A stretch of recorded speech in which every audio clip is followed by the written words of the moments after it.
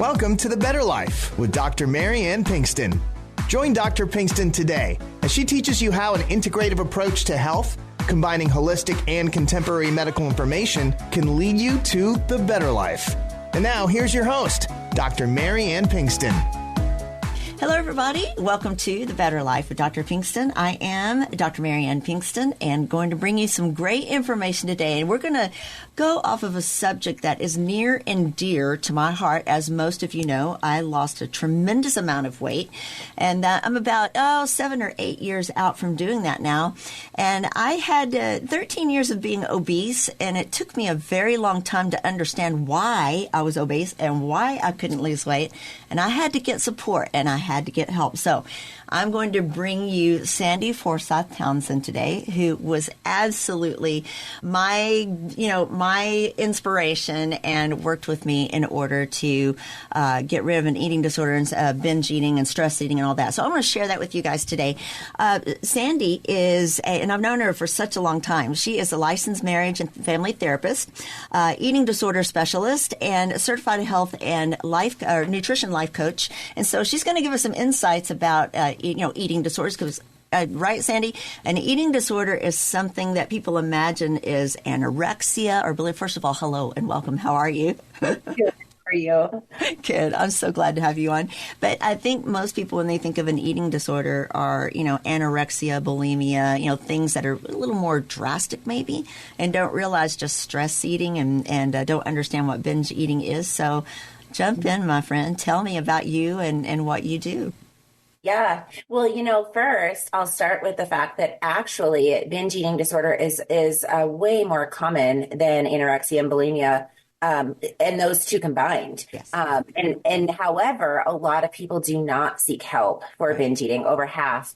And I think that's really because of shame, right? Really wrapped up in that whole shame spiral of like, I'm not good enough, or what's wrong with me? I don't have the willpower. And I'm like, no, it's not about that, right? It's not about that. As you found out, it's not about willpower or being able to just work hard enough, because lots of the folks that I work with are very, very well known professionally, like yourself. And they have plenty of willpower, right? Okay. So it's not about that component. Yeah.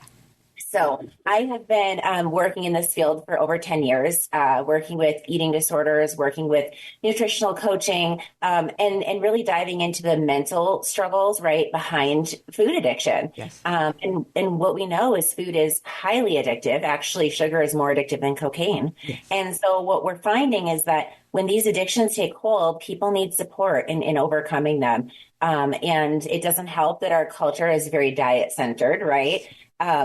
That the dieting industry is a $70 billion industry that doesn't work, yes. Right?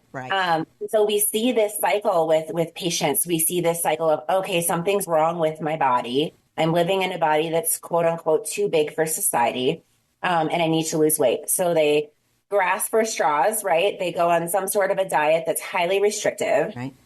And their body feels deprived, of course, right? Because they're cutting out food groups, they're cutting out essential vitamins and nutrients that they need. Yeah. So the body feels deprived.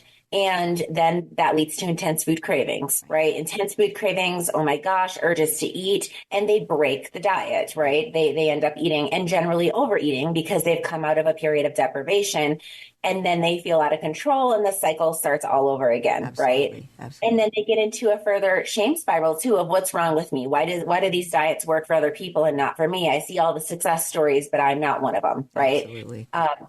And so it kind of holds them captive to that same cycle over and over again. And so what I really like to teach is more mindful eating, right? Mm-hmm. How do I know when I'm hungry? How do I know when I'm full? How do I know what I want to eat? How do I make food selections that are satisfying, but also healthy, right? So I really help people understand what is that cycle that I'm in and how do I get out of that? How do I break free from that? And we know that there are three main reasons that people eat. One is you have to eat to live, right? Physical hunger. Two is appetite. We've all been there, right? We're cutting up a big juicy watermelon and we're like, ooh, that looks good. Let me try it. Appetite. And then three is social and emotional.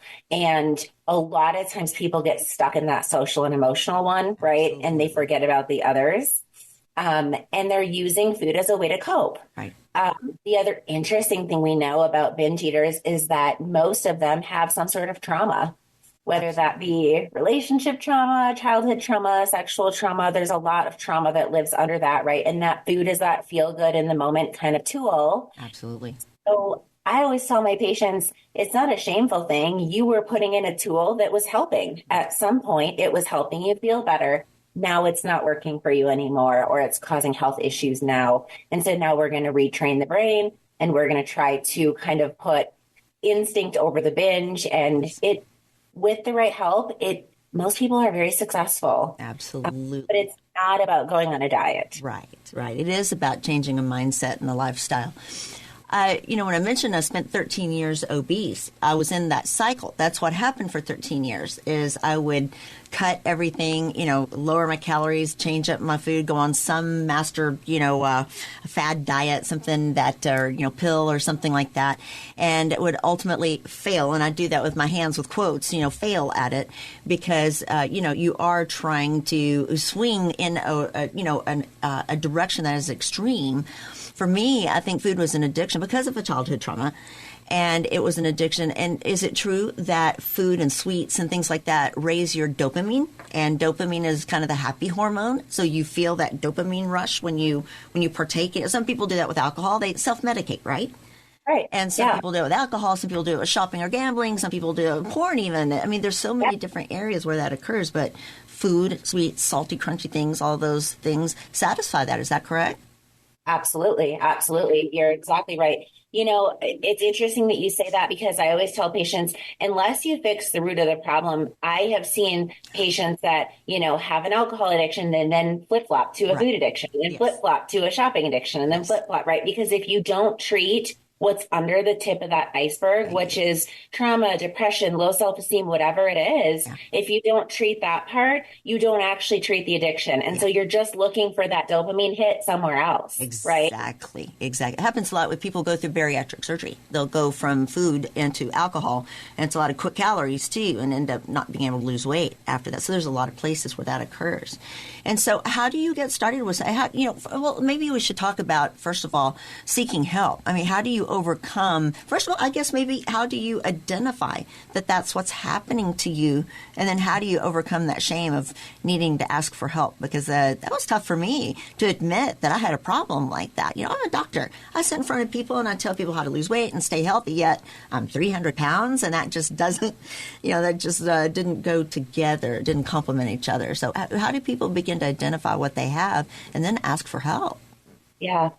I think people will say, how do I know if I have binge eating disorder? And really, getting in front of a therapist to do an actual screening is the best way to know how do I have binge eating disorder. But if you feel like, man, my relationship with food is just off. I'm using food in the wrong way. I'm using food to feel better. I'm using food to mask something. That's a pretty good indication that maybe you don't have full-blown binge eating disorder, but you might have food as a maladaptive coping skill. Yeah. And so it's always good to try and get that taken care of sooner rather than later before it becomes a full-blown addiction, right? So we do offer free 20-minute consultations to talk with patients and just kind of check in with them. One of the questions I love to ask is, what percentage of your day do you spend thinking about food, body, your next meal, that kind of stuff? Yeah. And most of my patients are like, oh man, 80%. I'm like, that's too much, right? That's too much mental real estate that you are spending on that you could be spending on all the other great things you have going on in life, right? Absolutely. So if you're worried that much about food, meal, exercise, whatever it is, I got to lose weight, I got to find the next diet. If that's kind of your story, I would definitely recommend reaching out for professional help. Absolutely. And we will here in a few minutes. We'll go over how to get in touch with you on that. I'm going to have all that on my website because I highly recommend you. You fix me. I love it. And it was, but I spent 3 years with you before I was really able to see it. And there are a couple of things that I remember you saying 8 years ago that changed me somehow. It's like I never thought about it that way. You really have to get in front of somebody extremely knowledgeable and let them help point that out to you and show you what patterns you are doing and why that is an addiction, why that is a maladaptive behavior, and point that out. It just really took me a while to truly, truly understand it, maybe accept it too.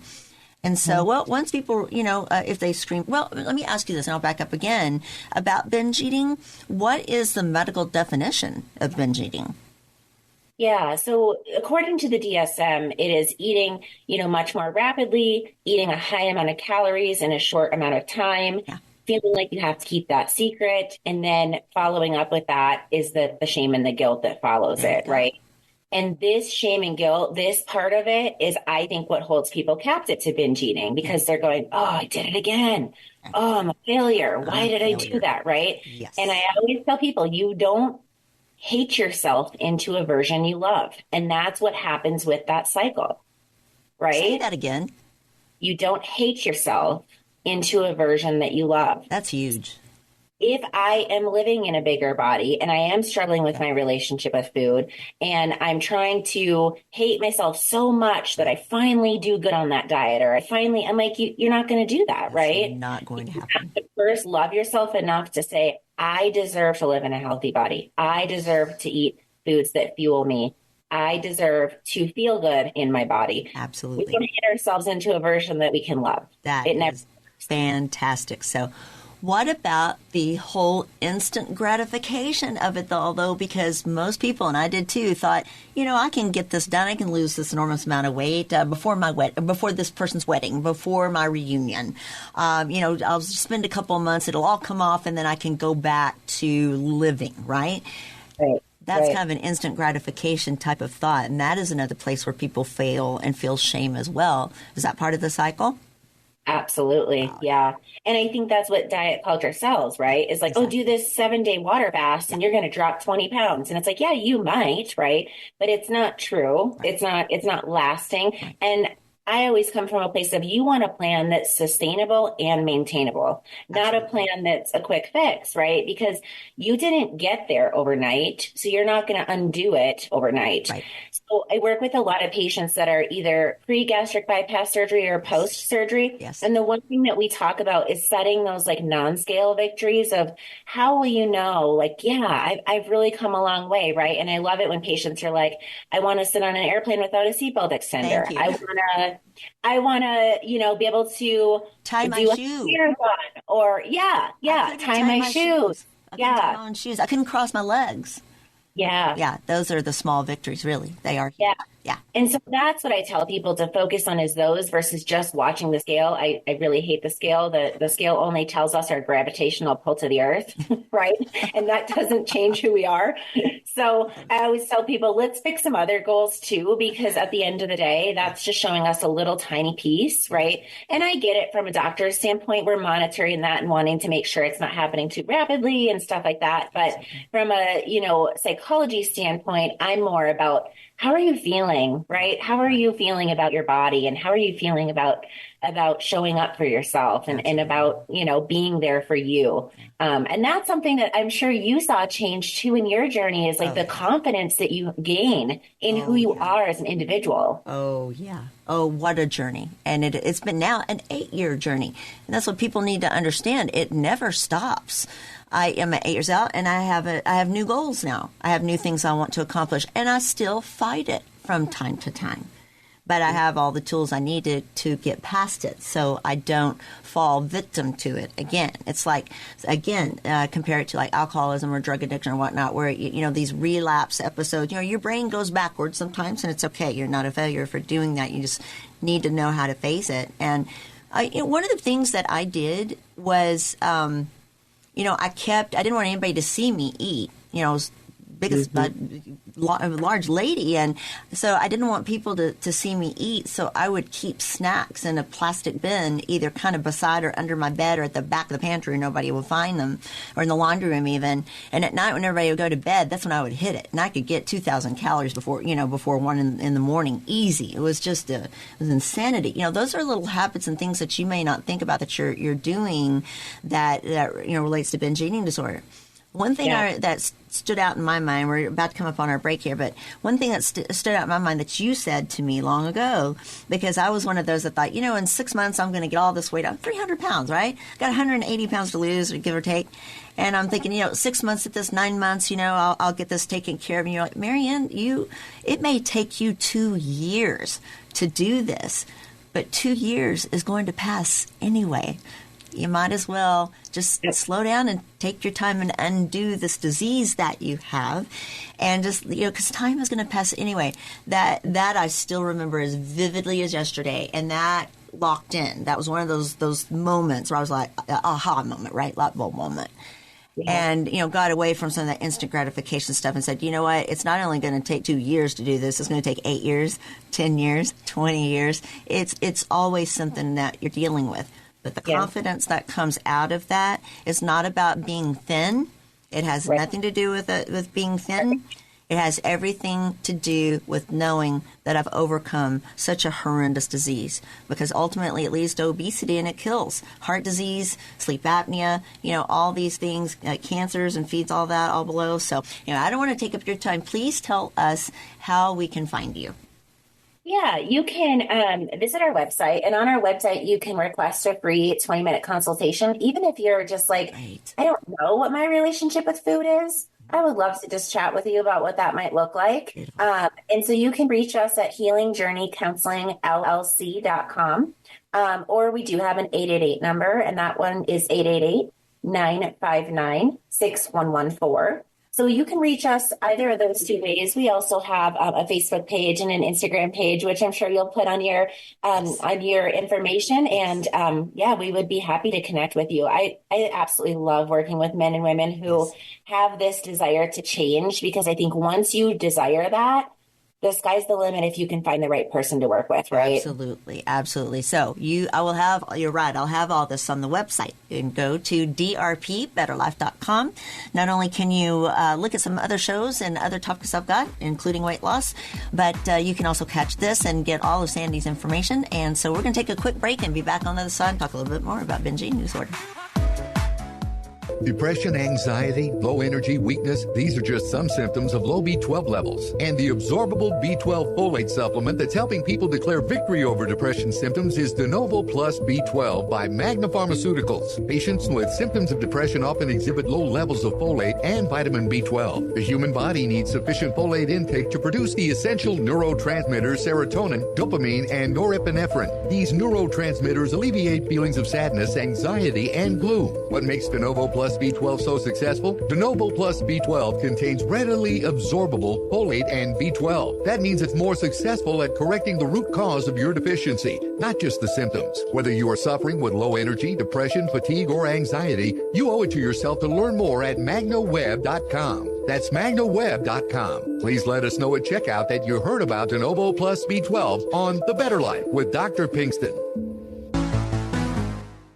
Hi, everybody. Welcome back. I am glad that you've joined us back in with Sandi Forsythe Townsend, who helped me with my eating disorder so long ago. It's been over 8 years now, and helped me overcome obesity and my eating disorder. But we were talking a little bit about, during the last half, about food and our relationship with food. And so I think you wanted to mention something about hunger and how we can kind of tell the signs. Mental hunger, physical hunger. Explain. Yeah. So there's physical hunger, right? It's time for my body to eat, and it needs to eat because we need fuel to survive. And then there's also emotional or mental hunger. And I first like to start with patients on, well, what's the difference, right? And some patients are like, I think I just eat out of emotion. I don't even know if I know what physical hunger is. So I love to start with the hunger scale on a scale from 1 to 10. Most people know what a 1 means or what a 1 feels like. It feels like completely empty. I got to eat. My body's telling me I need to eat. And a 10 is I am stuffed. I've just binged. I've overdone it. Right. But most people don't know what those middle number feel like. Right. Like, what does a 3 feel like? Like, hunger cues are starting to wake up. I need to start thinking about food choices. And so that's the first part of treating a binge eating disorder when I work with people, is really identifying what is emotional hunger versus physical hunger. And tips for you moving forward is emotional hunger comes on very quickly, right? Yeah. And it's very specific. I want that donut right now. Right. Yeah. And then we tend to overeat with emotional hunger, and we tend to feel guilty. Right. Whereas physical hunger comes on gradually. Oh, I think my body is starting to give me the signals that I'm hungry. And it's not specific, right? It's like, yeah, I'll take that apple, or I'll take, something that's going to fulfill me and give my body fuel. Yeah. And we tend to not overeat with emotional or with physical hunger. And we don't have the guilt afterwards, right? We just feel like I feel in my body, I feel good. So most people don't know what any of that physical hunger feels like. So one of the things I like to start with is, how do you know when your body's getting hungry? And people will often say, how do I know? I'm like, it's your body. We've got to tap into your body, right? Yeah. And start to learn, what does your body do? And so this is interesting. When I start working with patients, they'll say, oh man, like I notice when I start to get hungry, I have a headache. Or I notice when I start to get hungry, I get a little shaky. Right. And I'm like, yes, that is your physical hunger waking up and really tapping into what that feels like. Yes. So that we're not leaning to just the emotional hunger. Right. That is great. That's really great. And I think it opened up some of these ideas to people and you don't have to have a full-blown medical disorder or eating disorder to have an off, so to speak, relationship with food. Absolutely. I think we all, to some extent, either emotionally or just have kind of that carbohydrate addiction. We could get into a whole show about the food industry and what the food industry has done to make us addicted to certain foods and textures and things like that, processed foods at this point. But so you don't have to go all the way into and see yourself as having a mental disorder to have an off relationship with food. And I think that's an important tool for everybody to use. Because I think we all fall victim to that a little bit. Like I say, 8 years later, I still fall victim to it. What I love, and I wanted to bring up, is your social media. So your Facebook with Healing Journey is absolutely brilliant. The tables and the some of the memes and things that you share is absolutely so interesting. And I think it can help people understand what you do and what you're looking for when you need to make that call that you need help. You need to identify some issues there. And it can happen at all levels, folks. So don't be afraid to kind of face this and to, open up your mind, I guess, to the fact that you may need help and you may need to search for a different way to change your life and look at this from a lifestyle perspective, because it is a lifestyle. It is a way of living. I'll tell you something interesting. We eat at Ruth's Chris, sometimes one of my favorite restaurants. They have this sweet potato casserole. It's just stupid good. It's to die for. And it's got a thick layer of brown sugar and, pecans on top. And it's dessert, but they serve it as a side, a vegetable side, right? And so we'll do that every once in a while, and I'll indulge and enjoy it. But my favorite thing now, because back in the day when I was 300 pounds, that could have been an hourly thing for me. And that's what I craved and wanted. Now, when I go to like Saltgrass or something, I'll order a sweet potato, but I'll tell them no butter, no sugar, none of the sides, nothing on it, plain, completely. When I eat a bite of that sweet potato, to me, it's like candy. So I've changed my tastes over time and gone back to where I taste real food now, and real food is good. And I don't have to have all the additives on top. So I think that's another place where people may make mistakes, right? That they, can change over time. You can change the way you think. You can find relief from that constant chatter in your brain of go eat something now and that donut or that bag of Cheetos or whatever. You can find relief. And it's a freedom you can never imagine how wonderful it is to break that cycle away from indulging. Yeah. I always tell people, in today's society, with the food industry, with social media, with all the things that we have at our fingertips, I think that most people would say, I maybe don't have an eating disorder, but I have disordered eating at times. There you go. Right? Love it. Yeah. Another Sandiism. I love that. That's a great. You've had me with a few this morning. That's awesome. Well, good. Well, with this minute and a half left, tell us again, where can we find you? Yeah, so you can find us at healingjourneycounselingllc.com. We also have blogs that we post weekly about various mental health topics, eating disorders, anxiety, women's issues and hormones. So check out our blogs too, because there's some good information in there. And then feel free to request a 20-minute consultation. Again, we love just chatting with women. Even if you don't become a patient, we love to talk with men and women who are looking to change their lifestyle. Wow. That's kind of what we do. And does it matter where they are? I mean, I've got a nationwide podcast here. Does it matter where they are?